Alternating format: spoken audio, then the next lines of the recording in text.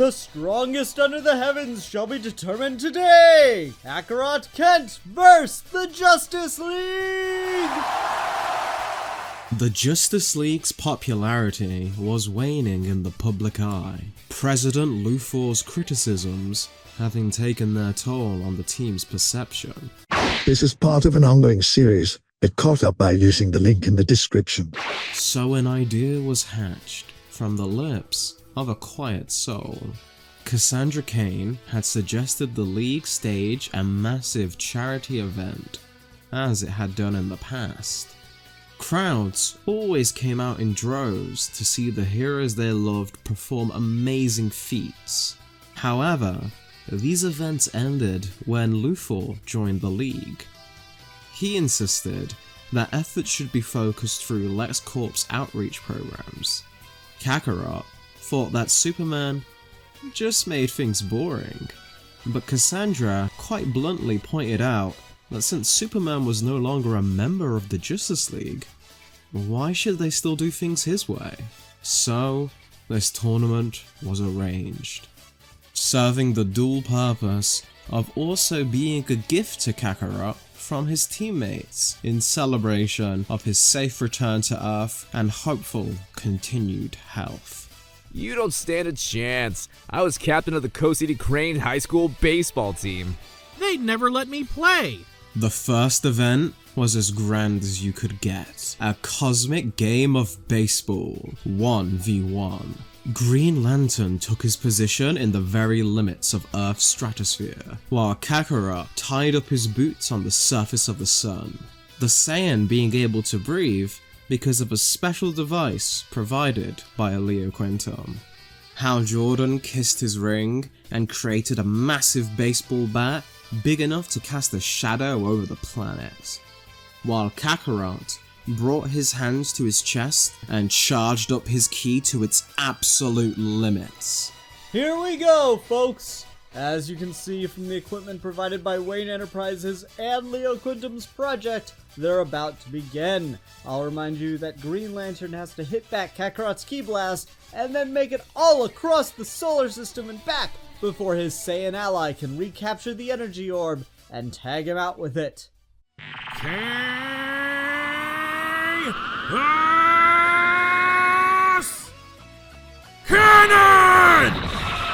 Hal pulled the massive baseball back and perfectly cracked it against the ball of ki, knocking it far away from the planet and off to the deepest reaches of the solar system. Green Lantern is in motion!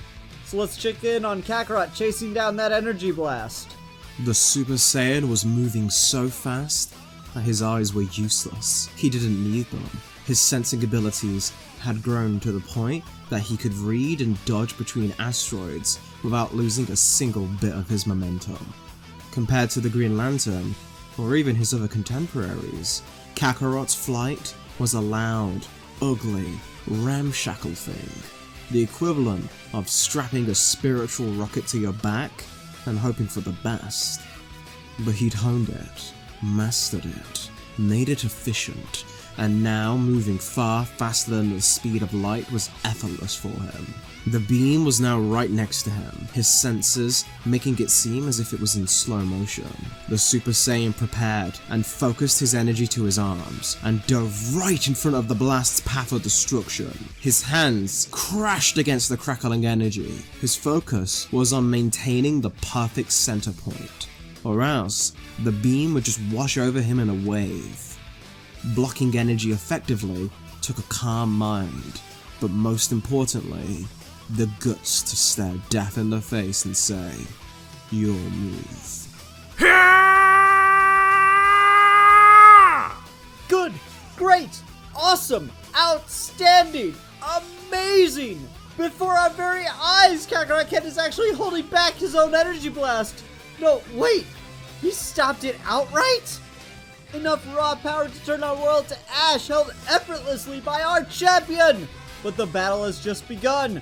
Green Lantern has already grabbed a meteorite from Uranus and is landing on the surface of Pluto. He now only has to grab some ice from the cold dwarf planet and make it back to Earth. Then he's home free. Can Kakarot catch up in time? Hal Jordan skidded across the surface of the tiny planet, his free hand scraping chunks of ice from the ground. With the bases circled, now he was on his way home. The velocity of a Green Lantern when traveling in a straight line was unmatched across the universe. Kakarot stood no chance of catching up now. Hal smirked to himself as he saw the pale blue dot he called home getting closer and closer, until it was replaced on the horizon in a burst of violet. The lantern tried to stop, but his own speed was his undoing as Kakarot appeared before him, holding the Chaos Cannon out in front of his body. The only thing Hal could do was raise his shields and brace for impact.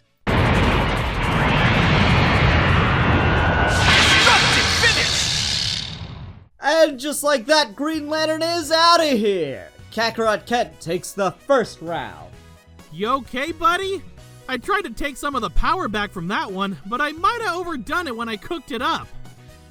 I'm good. Only thing you hurt was my pride. That's been bruised before, though.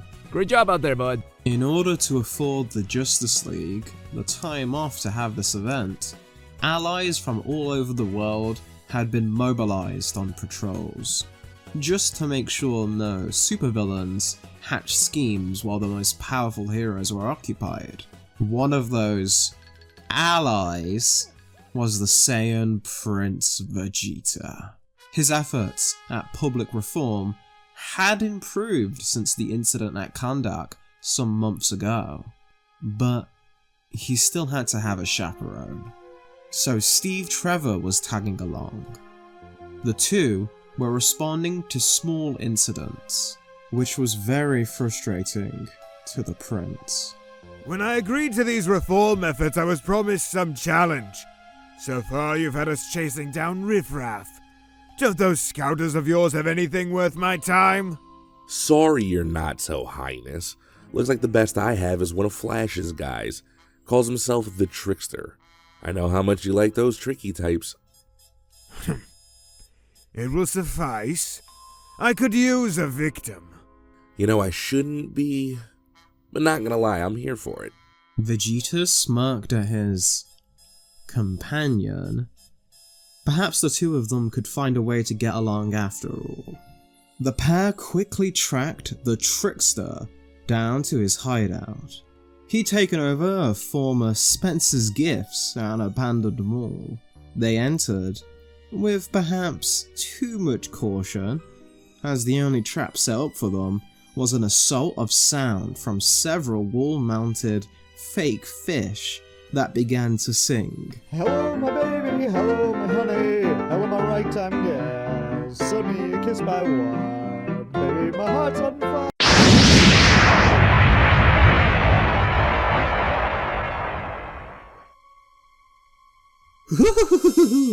You'll never stop my scheme.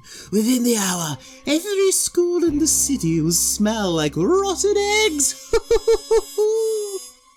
Pathetic. Trevor, this one's part of a gang, yes? Yeah, most of them are at large, actually. Good. You're going to tell me where they are. All of them. Ha! As if I would tattle on my fellow rogues. You don't understand. This is not a negotiation. We're not in your little hideout. This is an operating table. And I'm the surgeon. Wait, what are you doing with that rubber chicken? No. The view screens in the arena were now displaying a beautiful island scene. Queen Mera of Atlantis stood in her full glory, waving and talking to the locals who were kind enough to accommodate this event. Beside her, Aquaman, her husband, doing some stretches to prepare for this challenge.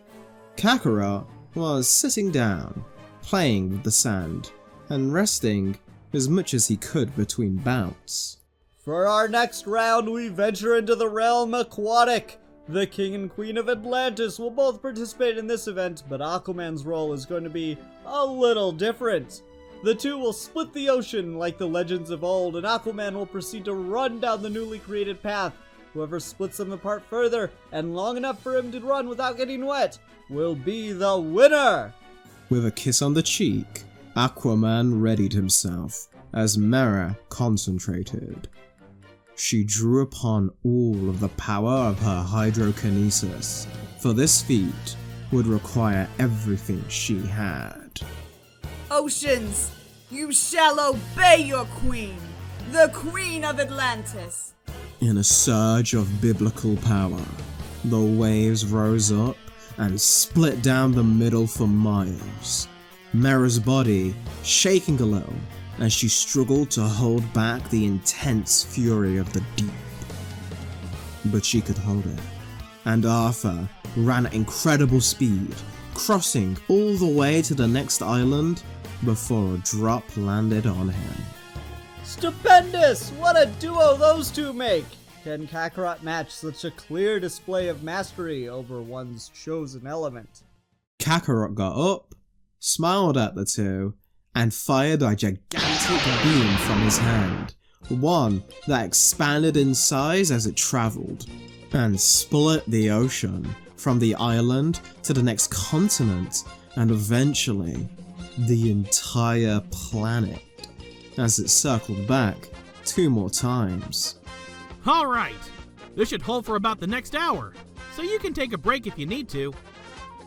I concede. Your power defies reason, Kakarot. Marvelous work.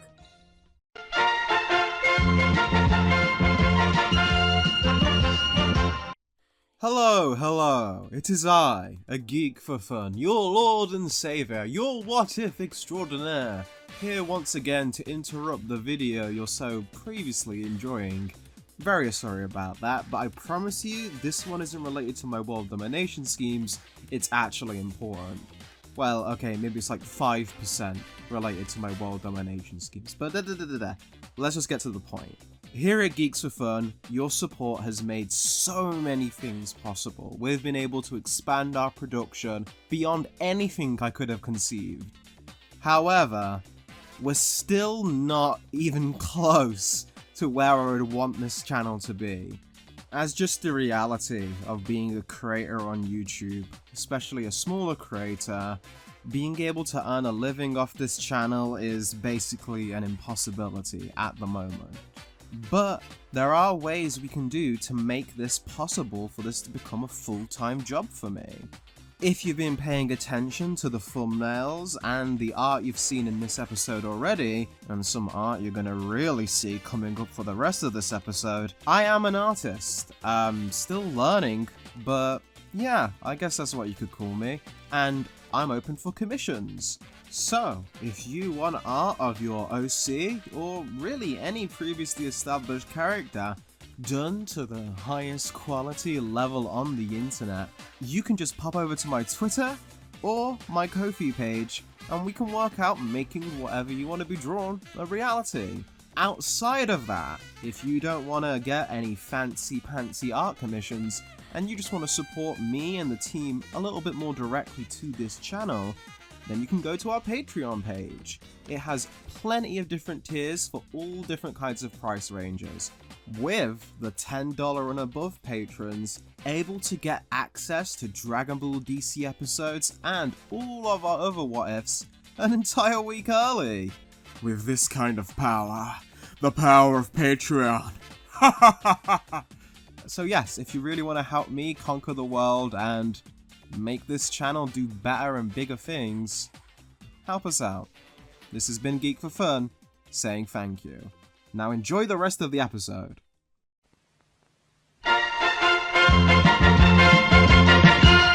And another round goes to Kakarot Kent. He's 2 for 2! No man or woman can stop him!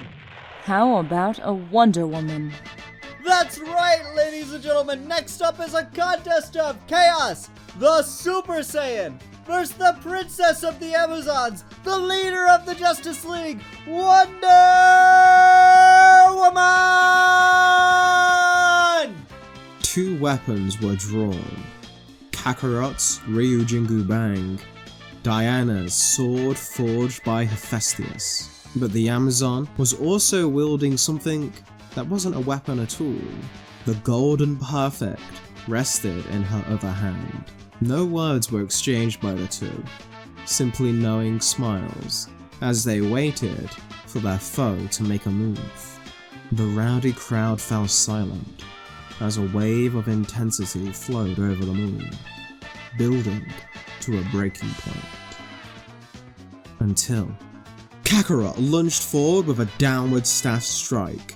Diana parried and responded by sending out some of the lasso towards the Saiyan. Kakarot used his staff to pole jump out of the way, landing behind Diana, then spinning around with the weapon, extending as he pivoted, creating a miniaturized tornado from the speed of the move.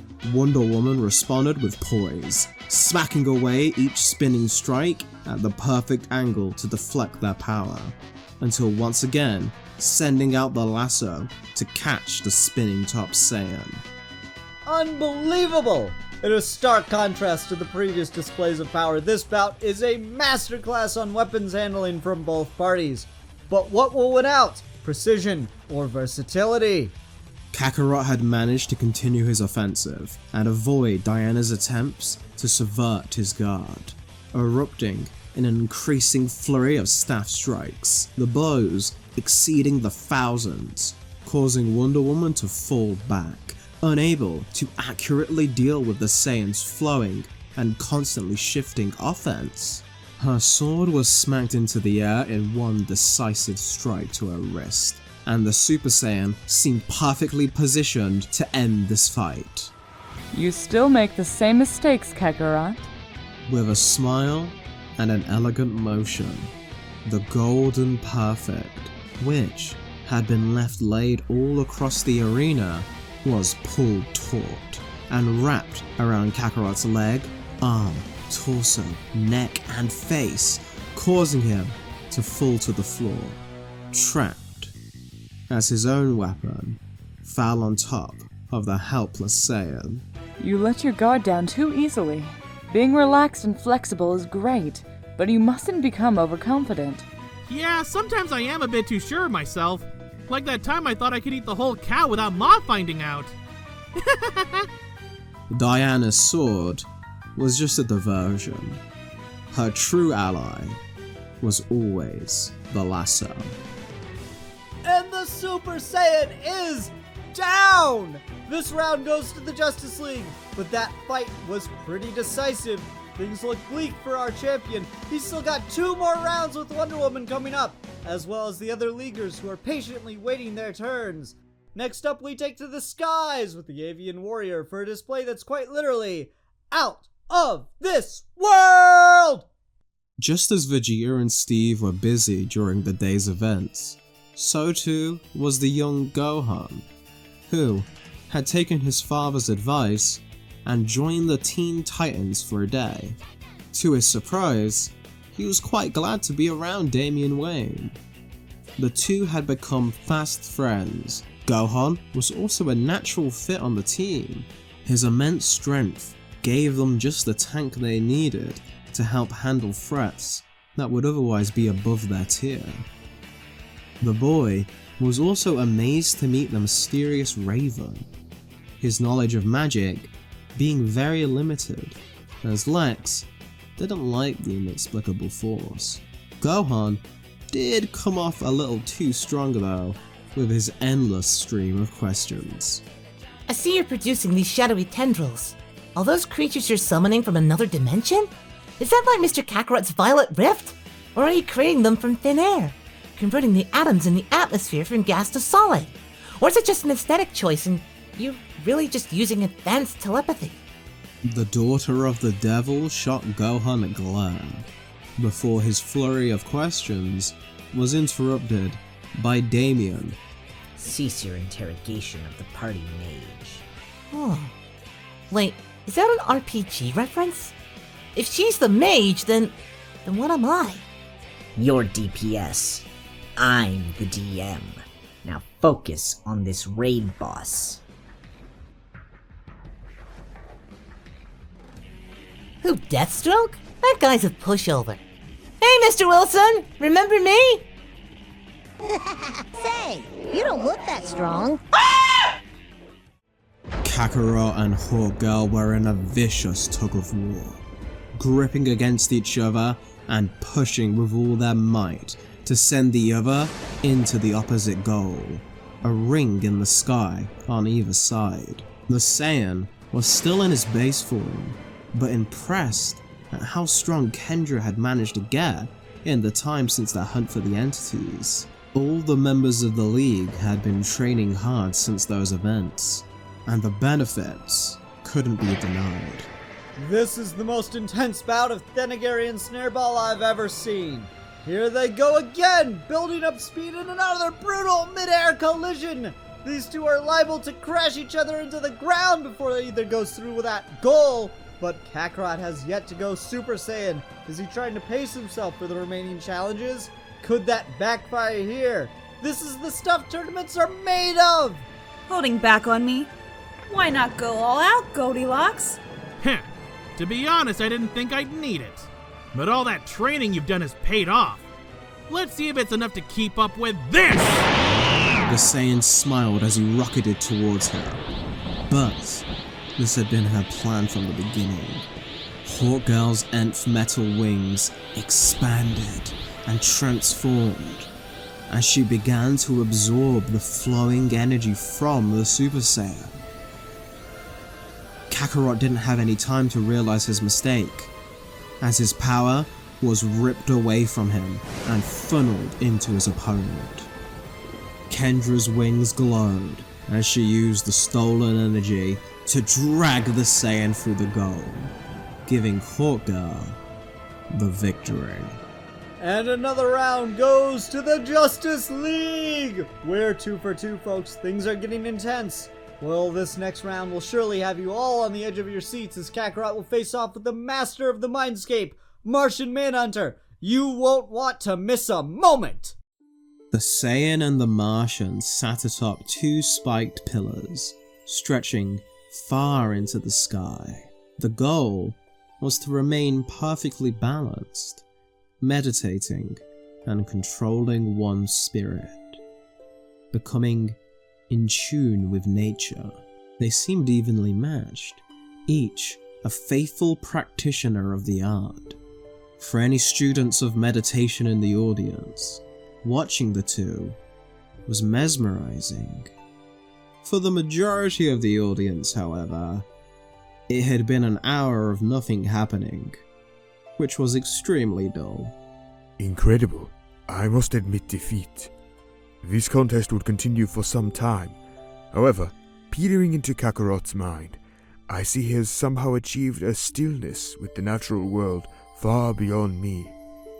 Congratulations.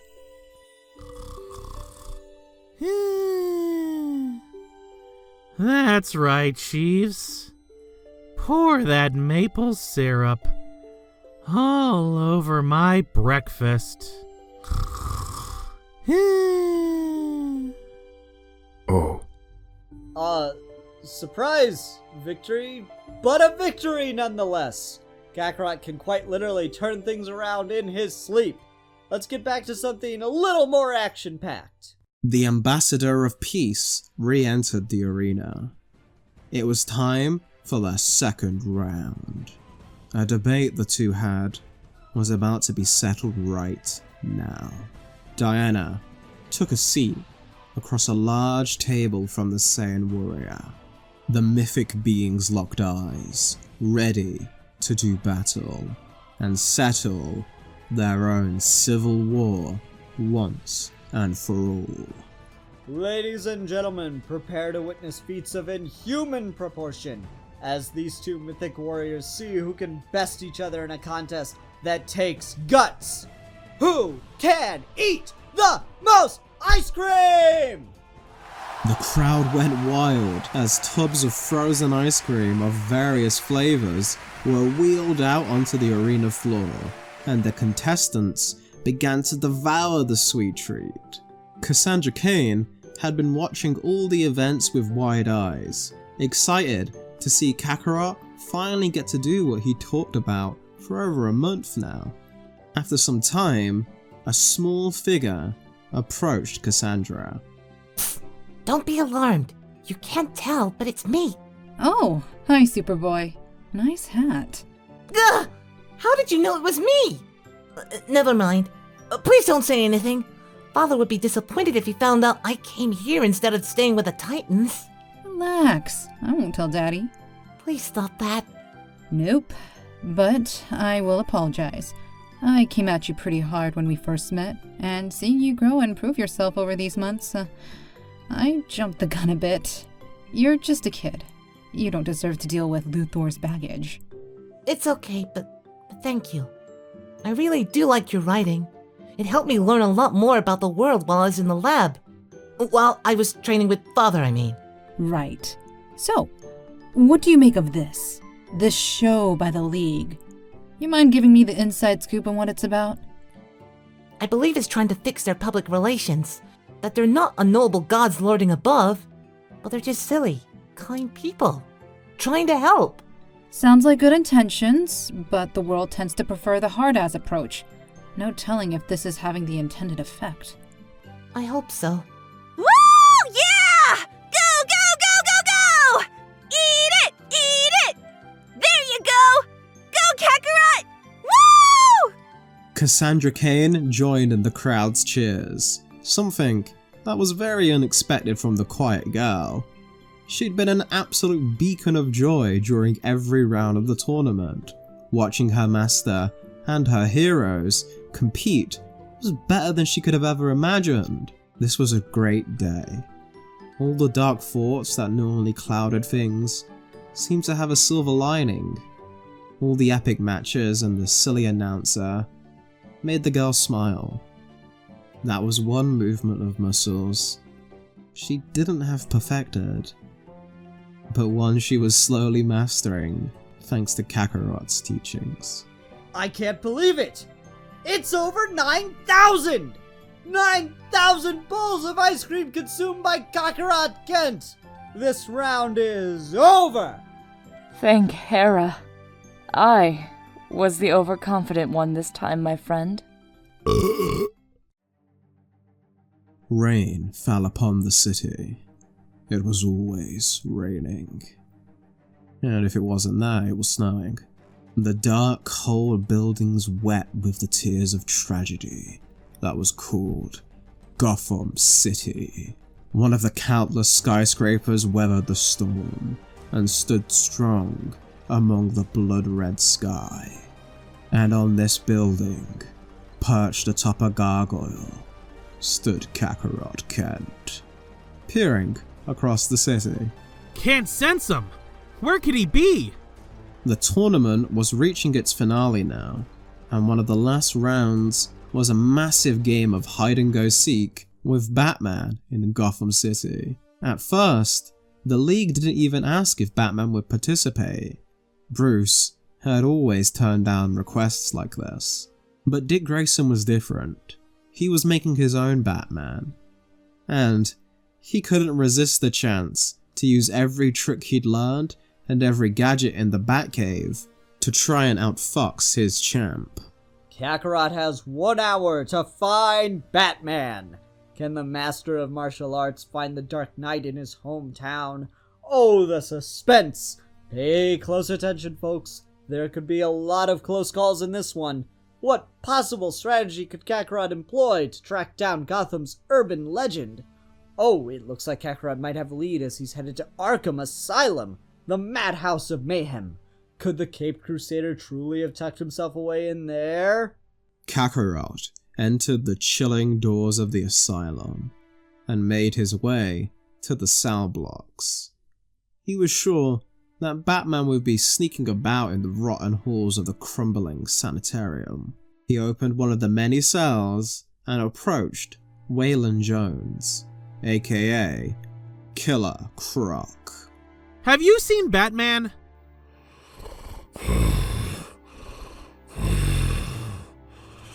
No. I'm looking for my friend Batman. Do you know where to find him? Nah, mate. Have you seen Batman? About this tall, has a cape with pointy ears? You're despicable. No, I'm Kakarot. Leave. With Arkham a bust, Kakarot was quickly running out of time. Gotham was a city of millions. There was no way he could ask everyone where Batman was. He'd gone into this challenge planning to just use his key sensing ability, then teleport. But there must have been some kind of gadget that was blocking him. He needed to think up a new plan. If the Violet Rift failed, then Kakarot would have to fall back on one of his most trusted techniques, since he was a boy.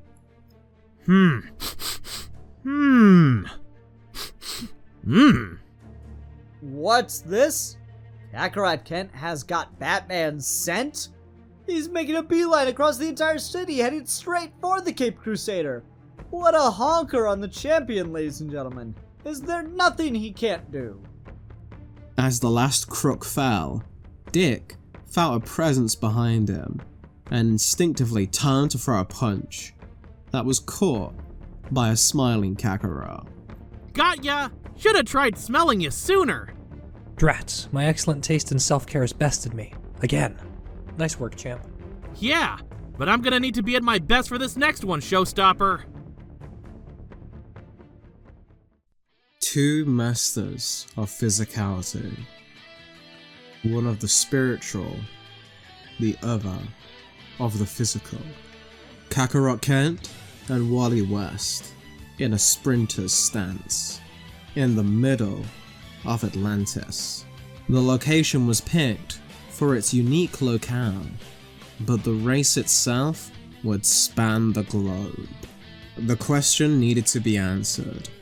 Who was the fastest man alive? Flash fact.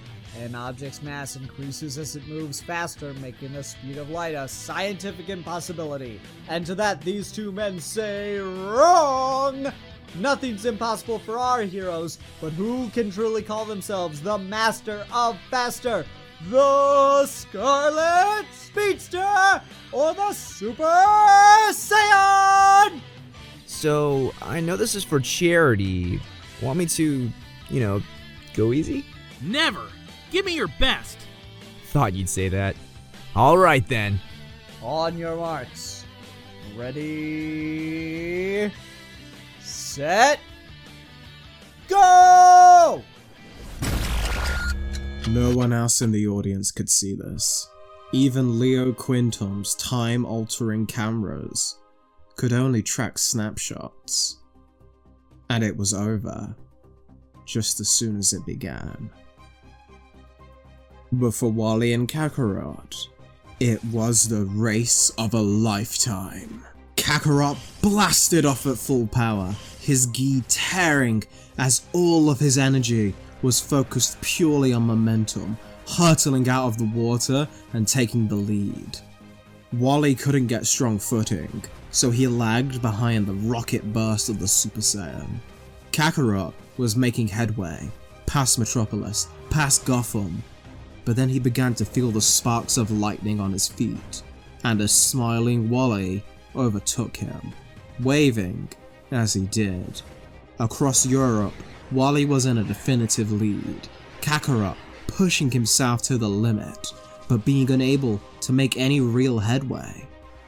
When they arrived in Africa, Kakarot almost fell to the floor, panting, sweat pouring off him in droves. But this was a challenge. Perhaps the greatest challenge he could face in this universe.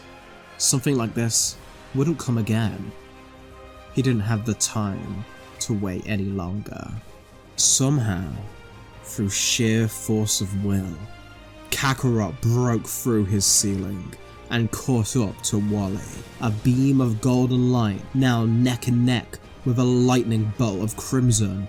They were near the finish, and Wally West felt a thrill completely new to him, as Kakarot defied all explanation, pushing further and further, going faster and faster, no matter how tired he seemed. Then, they reached the finish line.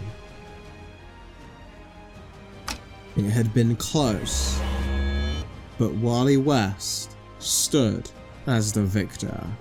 Kakarot, now in his base form, resting on the floor. Almost. He'd almost done it. That? Wow, man. I didn't even know you could go that fast. Next time you might even win. Yeah. Next time. Way past cool!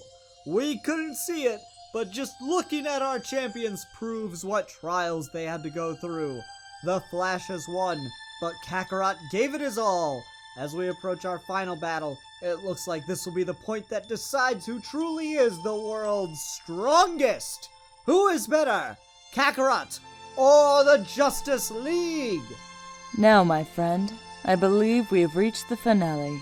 Recover. I shall prepare as long as you need. The back alley bar that the rogues hung out in was in ruins. Vegeta had forced the information from the trickster as to where it was located and who to expect. Steve Trevor went along with things because it could mean more meta criminals off the street. But the prince was just hoping that one of these super criminals and meta-humans could give him the kind of challenge he was promised.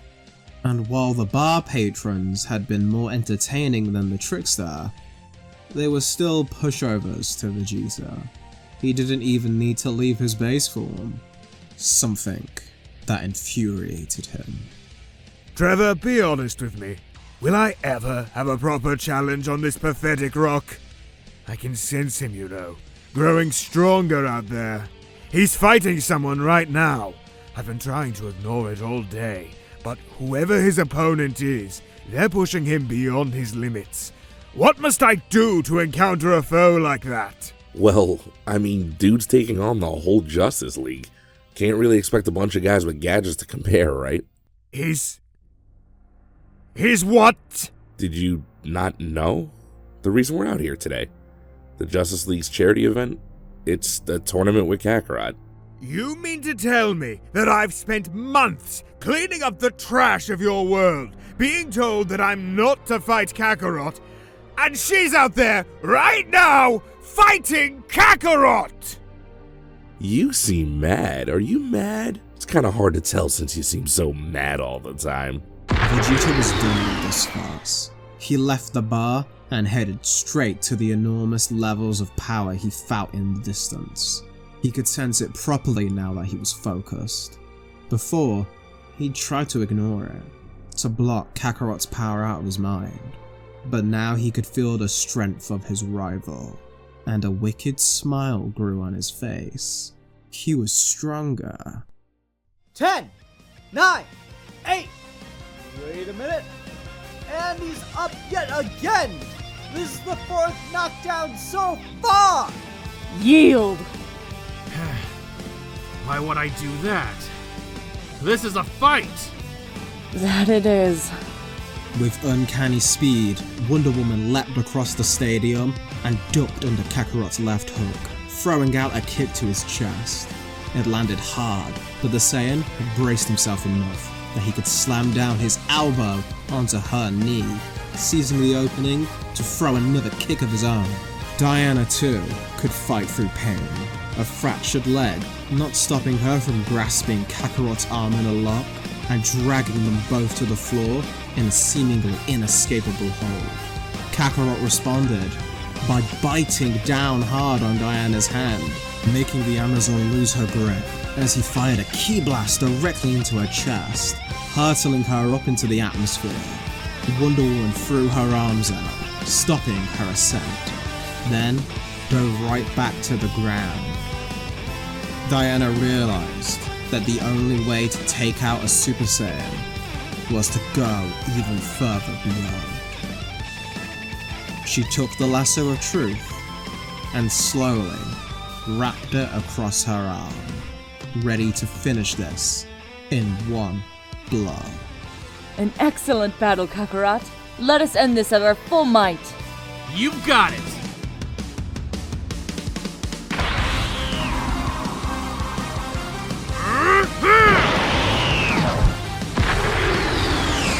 Dragon Fist!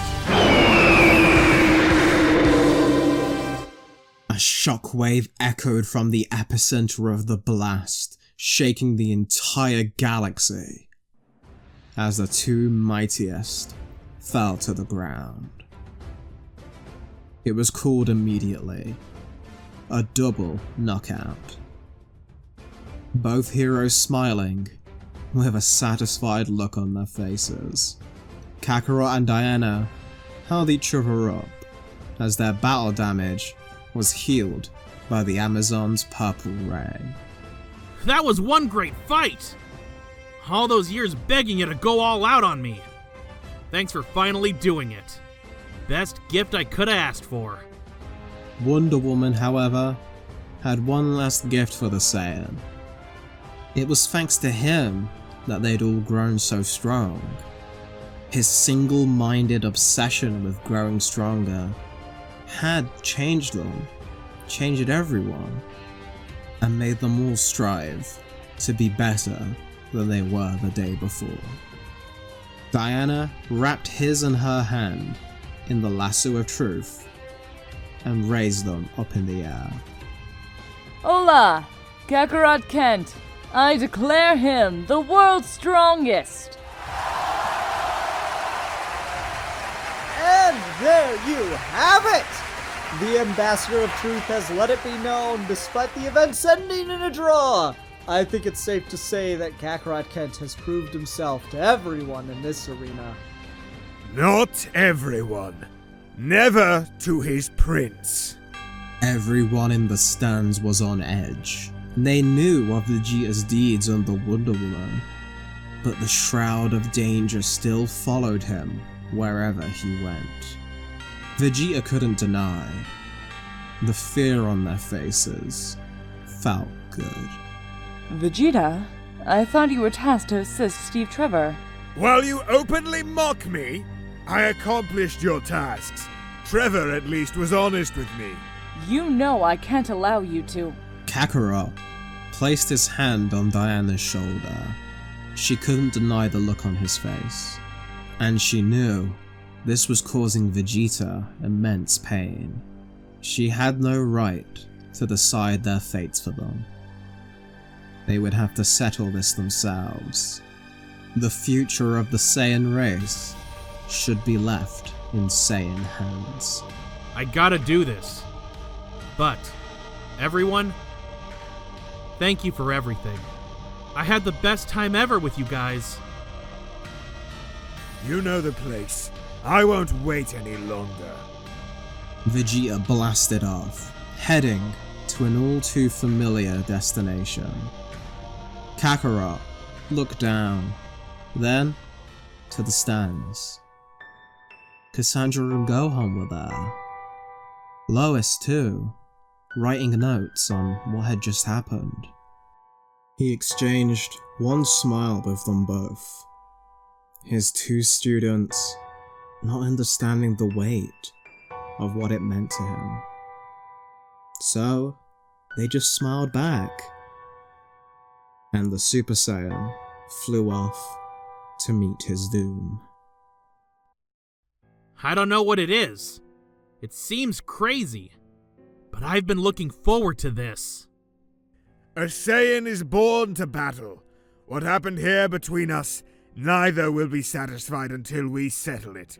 I despise you, clown, and by my hand you shall fall before me. Like the low-class trash you are, you shall look up at your prince and beg for death. I ain't afraid of losing, and I could think of worse ways to go than in a fight with you. But, when we fought, you won. I know why I want this. My friends saved me. I want to know if I've truly got what it takes to win. But you? I had my pride restored by filth like you. The super elite of the Saiyan race, reminded of his worth by a worm. It's a scar I will no longer let fester. I refuse to. Yes, I do acknowledge what you gave me. I cannot deny it. But that is a fate worse than death for our people. To have our identity defined by another.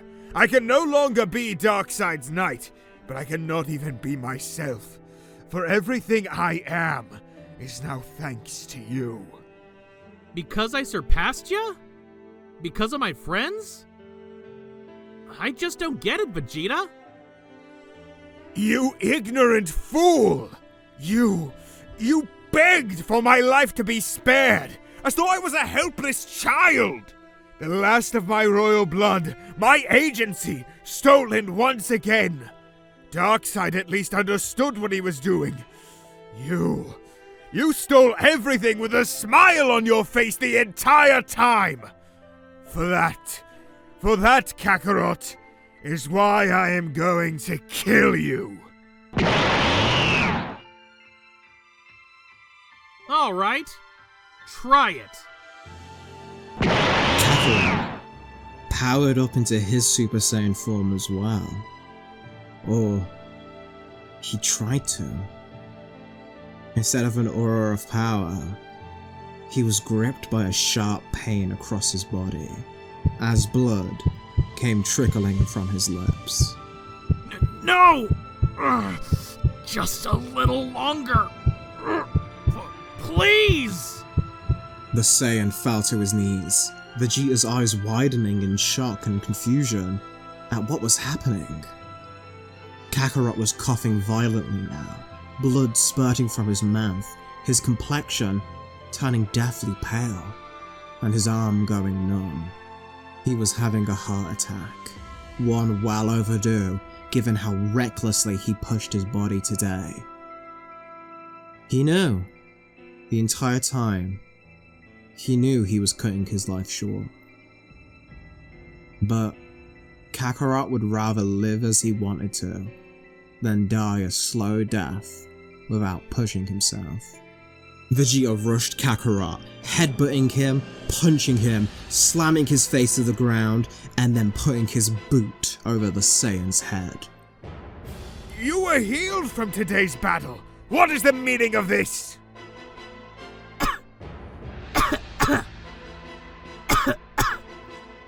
Yes. I can't hide it. I'm dying, Vegeta. Been sick for a couple of months now. I ain't got much time left. I wanted to give you your fight before I couldn't anymore. My fight? My fight? You dare! Pity, after everything I told you! You disgust me, Kakarot, in every aspect. Vegeta slammed his foot down on the head even more, and then kicked him in the ribs until he got bald. My triumph shall not be tainted by the fact that you're dying. No, I won't have it. You need to beat this, Kakarot. You need to beat this and face me at your full power. I won't accept anything else. Our battle cannot be reduced into a suicide pact. The Saiyan race deserves a better end. I'm sorry, Vegeta. I'm sorry. You're too stubborn to fall to this. Pick yourself up and rise from this pain. Only then will I grant you a warrior's end. A true Saiyan death. Vegeta flew away with a heavy heart, leaving Kakarot alone, suffering through his entire body, burning alive. But he could survive it, just barely. And when he felt strong enough to get up, he called the Cloud Somersault to take him home. The chance for the two Super Saiyans to have their fated rematch seemed to have vanished in the winds of that historic battleground.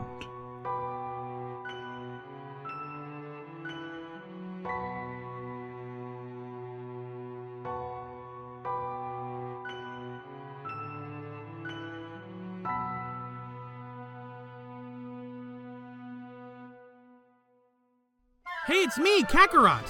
I'm sorry our fight's been put on hold, Vegeta. But hey, Flash is no pushover. Your speed is unprecedented, but you use it like a buffoon. I hope you two can have fun while the kids and I work on something at the farm. Yes, but then you. Are you my father? Next time on Dragon Ball DC, A Warrior's Rest. The Girl, the Lies, and Gohan's Resolution.